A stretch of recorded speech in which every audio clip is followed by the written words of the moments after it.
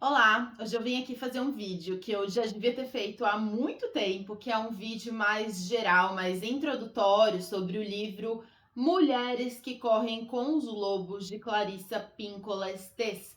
Você já deve ter ouvido falar desse livro, talvez você já tenha até me ouvido falar desse livro, mas eu nunca parei para apresentar essa leitura de fato para quem não conhece ou para quem se interessa pelo título ou fica curiosa, né, pelo título, mas nunca ali parou para entender direito de que se trata, por que é essa coisa de mulher selvagem, né, enfim, qual que é a proposta do livro. Então, vamos lá.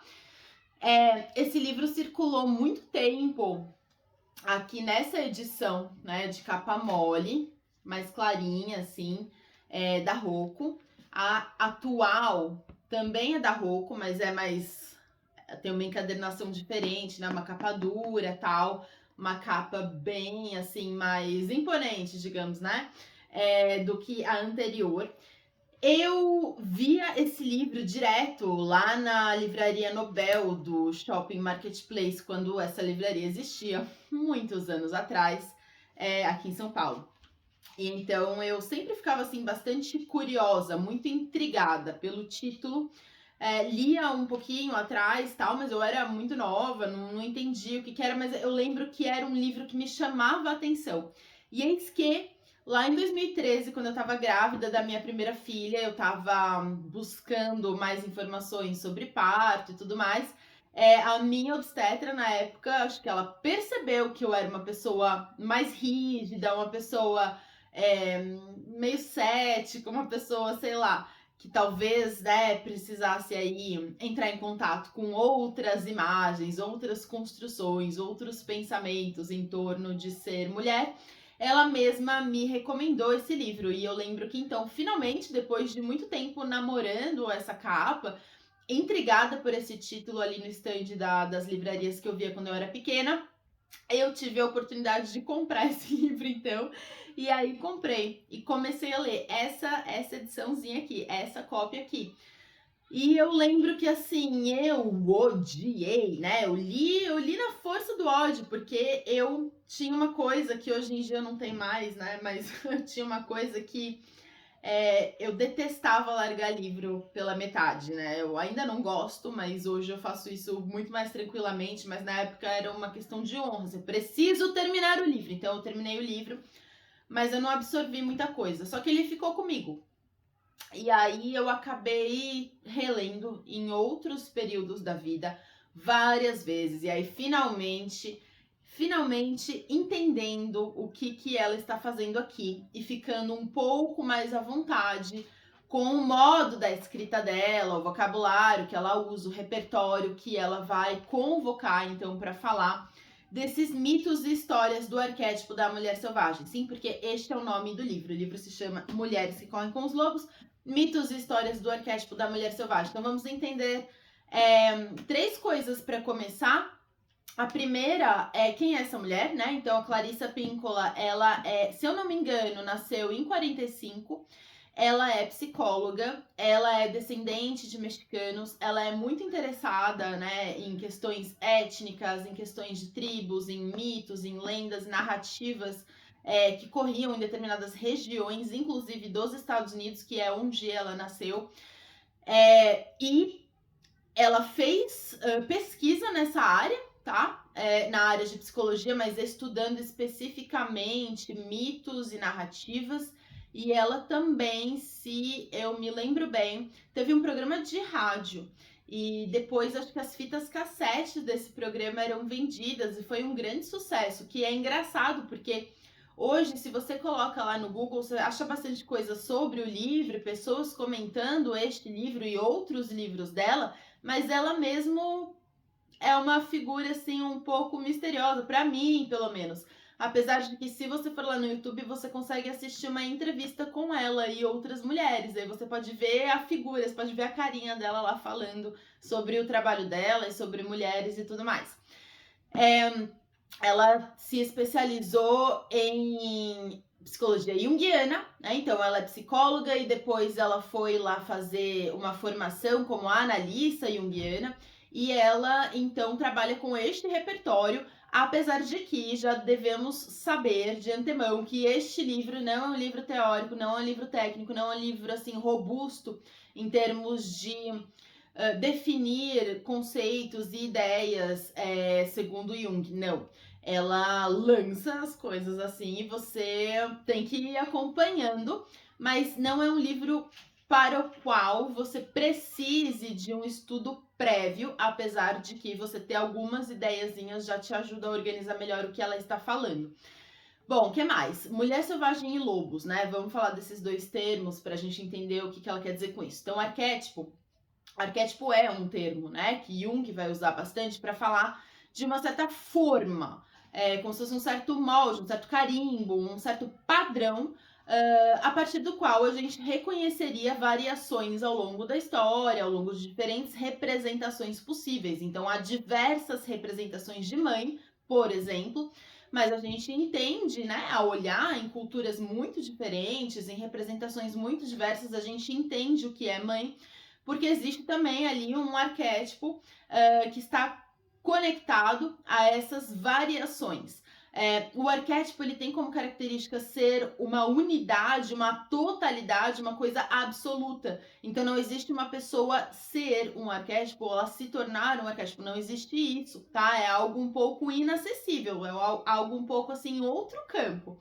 E a mulher selvagem, para ela, então, o que seria esse arquétipo da mulher selvagem? Seria aí uma forma, né, um padrão que ela vai observar ao longo de várias narrativas, experiências, mitos, lendas, etc., que corresponderia a uma mulher num estado natural, entre aspas, vamos colocar aqui natural entre aspas, mas que seria uma mulher não domesticada. Uma mulher não domesticada não no sentido de um animal selvagem e arisco, não assim, mas de uma mulher que se regula a partir de si mesma, da sua conexão com a natureza, da sua conexão com o seu próprio corpo, da sua conexão com o seu próprio ritmo, e que está menos sujeita, ou melhor, no caso desse arquétipo, não estaria sujeita às pressões e às repressões da cultura. Ela começa o livro já pontuando que a mulher moderna é, por um lado, um borrão de atividade, ela está sempre fazendo alguma coisa, e por outro lado, ela está frequentemente melancólica, frequentemente ansiosa, frequentemente deprimida e desconectada de si mesma. E que a partir da leitura dessas histórias que ela traz aqui, nós poderíamos nos conectar mais uma vez com essas imagens, essas ilustrações de vivências, experiências de mulheres ao longo da história, que nos restituiriam uma certa integridade que a cultura, a construção de feminino feita, né, social e culturalmente, estereotipicamente, se é que a gente pode dizer assim, foi roubando da gente, né? Então é como se nós tivéssemos nos acostumado a funcionar de acordo com um ritmo frenético, muito rápido, e a gente sentisse frequentemente que a gente precisa se moldar, se super adaptar, né? Então existe um excesso aí em eu me adaptar de repente às expectativas do outro, ao que o outro quer de mim, ao que esperam de mim enquanto mulher nesse tempo, nessa cultura hoje. Então o que ela chama de mulher selvagem seria uma mulher que não estaria sendo regida por essas leis, uma mulher que estaria então mais à vontade consigo mesma e, portanto, que viveria a sua vida de forma mais genuína, mais autêntica e mais espontânea e mais afinada, com um ritmo mais interno. Então, em vez de, né, tá todo mundo correndo, tá todo mundo fazendo tudo ao mesmo tempo, tá todo mundo muito louco, essa mulher, ela tem um outro andamento, ela tem um autorrespeito, ela tem uma autopreservação, ela tem um cuidado consigo mesma. E aí ela traz os lobos, meio que por conta de uma questão biográfica, tá? Dela. Porque ela conta que ela observava os lobos, que ela, né, observava muito os animais selvagens e que ela estudou muito o comportamento e a biologia dos animais selvagens. E aí ela traça vários paralelos, analogias aí com relação ao comportamento, com relação ao instinto e tudo mais. Aí a gente entra, né, no que é espinhoso aí nesse livro, que a gente tem que ter uma certa abertura para conseguir ler. Porque ela vai usar palavras que são muito polissêmicas. Tudo bem que todo texto que tem aí, né, história, narrativa, interpretação, ele é polissêmico, mas ela usa palavras que são de fato espinhosas, do tipo instinto, intuição, alma, né? Por que essas palavras são difíceis? Porque elas podem, né, encaminhar a leitura para campos muito diferentes. Então, assim, eu entendo porque certas pessoas têm uma resistência com esse livro. Não é um livro rigoroso desse ponto de vista, tá? Então, ela não se preocupa, por exemplo, em definir. A gente sabe, por exemplo, né, para psicanálise, que é um referencial que, inclusive, em alguns momentos ela mobiliza aqui no livro, a gente não vai falar em instinto, a gente vai falar em impulsão, a gente vai fazer vai marcar uma diferença, né, nesses dois pontos.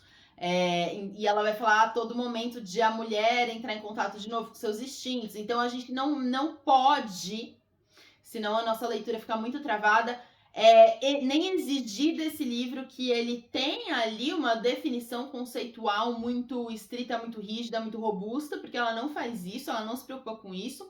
E a gente não precisa que seja assim, né? A gente pode entender as palavras que ela traz.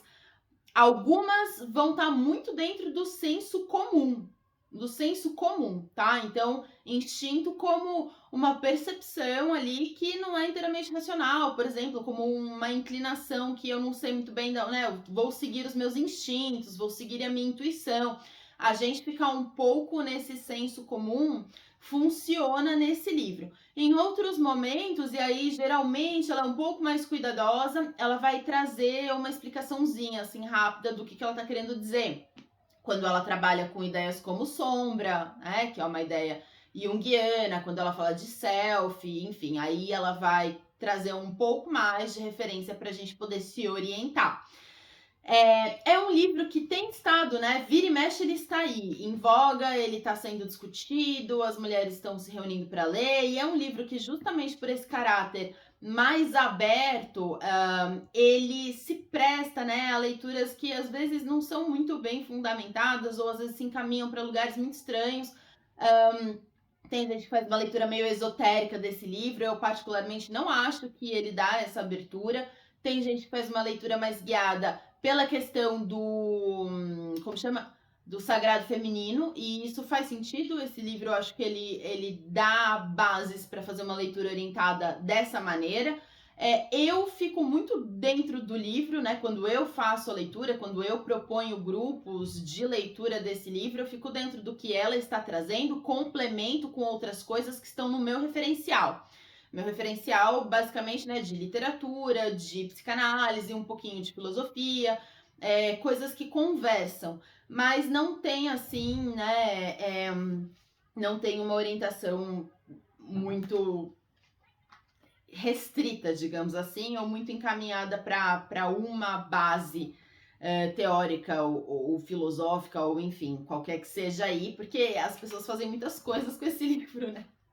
A gente precisa ter um pouco de cuidado às vezes, porque eu, aqui da minha parte, acredito que existe um exagero com relação, ou um exagero e às vezes uma interpretação um tanto quanto literal do que ela diz. E esse livro é tudo menos literal, tá? Então, tudo que ela traz aqui é interpretação, é metáfora, é analogia, é aproximação, é figura de linguagem e é assim um trabalho de análise. Então não tem nada literal aqui. Não é para correr com os lobos, literalmente, né? Parece que tem gente que se assusta um pouco com essa imagem, achando que de repente o livro vai propor algo muito fora da curva. Não. Ela não quer que ninguém se desconecte da realidade em que vive. Inclusive, ela é muito cuidadosa no sentido de sempre dizer, sempre pontuar, sempre reforçar o quanto que é importante tudo que a gente vê aqui no livro ser colocado em prática. Quer dizer, tudo isso que ela traz de interpretação, de análise, precisa de alguma forma ser convertido numa praxis, ser convertido numa postura. Quais são os temas que ela trabalha e como ela faz isso, né? Vamos entrar um pouco nesse assunto, senão fica muito vago.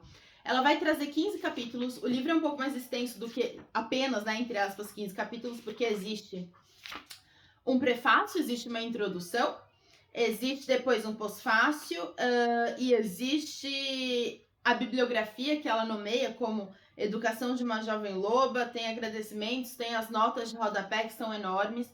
Inclusive nas notas de rodapé, né? Falei que não é um livro assim, não é muito rigoroso. Tem alguns passos em falso, assim, alguns lugares que ela desliza nessas notas de rodapé e nas fontes, mas ok. Eu acabo passando um pano, porque eu acho que o livro vale a pena, mas é importante a gente ter crítica e não fazer uma leitura ingênua, tá? Eu vejo muita gente fazendo uma leitura muito ingênua, ou querendo falar, nossa, concordar com tudo. Não precisa concordar com tudo, tem muita coisa que a gente pode e deve criticar, olhar com cuidado, né, e discutir. Nesses 15 capítulos, que são, né, o coração aí do livro, ela vai trazer, então, os contos e mitos que, segundo ela, ilustram de alguma forma essas imagens arquetípicas relacionadas a essa mulher selvagem, que está mais em contato consigo mesma, com seu próprio ritmo, com sua espontaneidade, se respeita, não tenta se adaptar excessivamente, etc e tal. E aí, então, a partir dessas histórias, ela vai fazer as análises. As análises dela, ela vai trazer exemplos da vida real, tá? Então não é um livro que fica só nas viagens, é um livro que vai falar, né, vai trazer recortes aí de situações da vida mesmo, de fato. E aí, pelos contos, então, ela vai fazer a análise dela, de novo, né, em geral, orientada por uma perspectiva junguiana, em que ela vai, por um lado, trazer a análise, a interpretação dos personagens enquanto personagens no enredo, interagindo entre eles, naqueles contextos, naquelas situações. E, por outro lado, e aí que está a grande sacada dela, ela vai interpretar os personagens e as situações como elementos e aspectos internos à psique de uma mesma mulher. Assim, por exemplo, no conto da Chorona, a gente tem um homem que casa lá com uma mulher e a gente tem os filhos dessa mulher. Então, por um lado, existe um olhar de uma interpretação mais de superfície, no sentido de, sim, a mulher casou com esse cara, aconteceu isso, tal coisa, isso quer dizer isso quer dizer tal coisa. E por outro lado, ela vai entender este homem como um aspecto dentro da gente, dentro da nossa psique. Essa mulher como um outro aspecto nosso. Esses filhos como representantes de alguma outra coisa. No caso desse conto, representantes da nossa criação, daquilo que a gente cria, né? Então é muito interessante o modo como ela aborda esses aspectos interagindo dentro de uma mesma mulher, dentro de uma mesma pessoa. Os contos que ela traz, alguns são conhecidos aqui pra gente no nosso repertório, como por exemplo Patinho Feio, Barba Azul, são contos bem conhecidos. Outros, como esse que eu comentei, da Chorona, já a gente não escuta tanto a respeito. Tem também a história da Vasalisa, a Sabida, que é encantadora, assim, super legal. E aí eu acho que isso é um trunfo do livro, sabe? Levantar essas histórias, que não são histórias só de contos de fada, não são histórias que ficam repetindo aquele mesmo enredo que a gente já conhece, da mocinha, vem o príncipe, casa, pererê, pererê. Essas histórias dos contos de fadas, em geral, do jeito que elas chegaram até nós, né, com todas as mudanças e adaptações, elas vão preservar e vão reforçar uma certa imagem de mulher, uma certa imagem de feminino, e vão refazer aí várias vezes uma mesma trajetória. Agora, o que ela traz aqui é diferente. As mulheres ocupam outras posições dentro dessa história, há outros tipos de conflito, outros tipos de problemas e outras saídas. Então, realmente, assim, eu acho que vale muito a pena ler para entender, entrar em contato com esses contos, com essas histórias e entender um pouco da análise que ela faz. Com relação aos temas, a gente vai ver muita coisa sobre intuição. Intuição, ela não vai tratar como uma coisa mística, tá? Então é importante a gente entender isso. Ela vai falar do acesso ao conhecimento, que não é totalmente racional. Que conhecimento é esse? O próprio conhecimento da intuição, conhecimento do corpo, das reações corporais, das emoções, tá? Que mais? Das experiências de outras mulheres, das nossas antepassadas, então um certo conhecimento herdado. Várias formas de percepção que não são 100% racionais, mas que também produzem um saber, também produzem um conhecimento, como os sonhos, né? Todo o inconsciente, essas imagens arquetípicas, as narrativas, os mitos, as histórias, essas contações e tudo mais. Então, ela vai falar dos contos, né, para ilustrar o que ela quer trabalhar em cada tema, em cada capítulo. Vai falar de amor, relacionamentos amorosos, relacionamentos afetivos, vai falar de sobrecarga, de exaustão, de perda. Sabe quando a gente tá perdida? Tô perdida na vida, não sei mais para onde eu vou, não sei qual é o rumo que eu vou dar para minha vida. Isso, assim, termos muito vagos, é um grande tema do livro. É um grande tema do livro. É um livro para as mulheres que estão assim, meu Deus, o que eu faço agora, né? Não estou entendendo nada, perdi minhas referências, não sei o que está acontecendo, quero me entender, quero entender para onde eu vou, enfim, é um livro que vai tocar nessa ferida. Ele não é um livro muito cômodo de ler, ele não é um livro muito confortável de ler, porque ele mexe mesmo com a gente, ele mexe muito com a gente. Se a gente tiver disponibilidade, paciência e se habituar ao modo como ela escreve, porque é muito estranho, causa muito estranhamento esse livro. Muita gente tenta ler e não consegue ir adiante. É um livro legal para se ler em grupo, até por esse suporte, poder trocar e poder, né, enfim, entender melhor. Mas se a gente se habitua, se a gente insiste um pouquinho e consegue seguir adiante com ele, é um livro que tem, assim, tem realmente potencial de transformação na vida de uma pessoa. Eu acredito nisso, eu vivi isso, né? Eu vivo isso, eu tô sempre relendo este livro. Então, apesar das críticas que eu tenho, apesar de algumas ressalvas, alguns pontos de discórdia, eu acho que é um livro que vale muito a pena. Vale muito a pena, tá? Ela vai, assim, abrir muito, jogar uma luz enorme no quanto que a gente não pode ser ingênua. Enquanto mulher, a gente não pode se dar ao luxo da ingenuidade. Então, ela fala muito sobre essa iniciação, sobre coisas que acontecem que de alguma maneira nos iniciam ali, nos colocam em contato com certas verdades, com certas armadilhas, com certas ameaças. Que mais? Ela fala muito de ciclos, então de fases da vida e de como tudo na vida vai meio que obedecer um ciclo de vida, morte, vida. Então ela fala muito sobre morte simbólica. Que mais? Ela vai dar muito, muito, muito valor à criação, à criatividade, à autonomia, a viver uma vida que você constrói com as próprias mãos. Ela vai dar um monte de tapas na cara, porque ela não compra nenhum tipo de desculpa para você se enfiar numa encrenca que você já sabe que é encrenca. Ela não compra, não aceita nenhum tipo de desculpa ou de tentar escapar à própria responsabilidade diante de construir uma vida íntegra, alinhada com aquilo que você quer e que você pode, né? E ética consigo mesma. Então, assim, principalmente quando ela vai falar de projetos, de criação, de criatividade, de colocar projetos no mundo, de construir a sua própria vida, construir o seu próprio trabalho, ela vai encorajar demais. Acho que é um livro que ele é muito encorajador. Ele realmente, assim, ele traz um ânimo, ele tem uma vitalidade, sabe? E ao mesmo tempo é muito delicado, muito sensível, muito empático, com vários tipos de dores. Com certeza, se você fizer a leitura, você vai se reconhecer em diversos momentos ali, porque é impossível não ter passado ao menos por uma das situações que ela vai elencar aí para ilustrar os pontos dela com relação a todo esse trabalho que ela vai fazer com o arquétipo da mulher selvagem.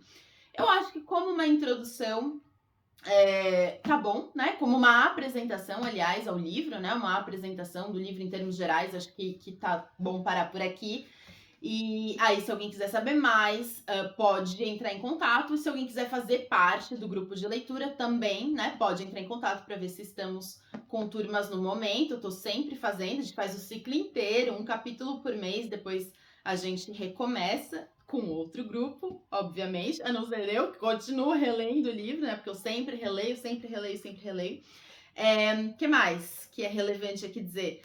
Apesar de os capítulos serem conectados, não é um livro que você precisa ler de cabo a rabo de uma vez e não é um livro que você precisa ler na ordem, tá?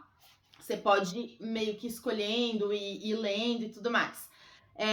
Então, mais uma vez, só para fechar, é um livro que, em alguns momentos, ele não é muito rigoroso, é um livro que não se pretende te dar bases teóricas a respeito de nada. É um livro sobre uma prática de vida e é um livro que traz, eu acho, muita vitalidade e uma sensação de alívio profundo. Eu acredito, pelo reconhecimento que certas histórias vão trazendo para a gente conforme ela vai analisando. E a gente vai, meu Deus, ainda bem, alguém pensou nisso, alguém está falando sobre isso que eu sinto há tanto tempo. Então, é um livro muito bonito, tá? Vale a pena encarar o desconforto ou o estranhamento inicial, pelo menos para você conhecer, mas eu acho perfeitamente compreensível que algumas pessoas tenham uma resistência ou com vocabulário ou com o tipo de abordagem que ela usa. Então, assim, tente, veja se é para você, tá? Se for para você, provavelmente você vai gostar muito dessa experiência, mas às vezes pode ser que realmente você não se adapte e aí há outros caminhos, né, para você se apropriar de certas lições, vamos falar assim, né? De certas coisas importantes aí a respeito de a gente ter uma vida mais autônoma, uma vida mais autêntica, uma vida que a gente construa, né? Na qual a gente invista com muito carinho, com muito coração, né? Com muita alma, como ela diz, é uma palavra que ela usa muito. Então é isso, vou parar por aqui e espero que tenha servido, né, esse vídeo para apresentar o livro para quem não conhecia.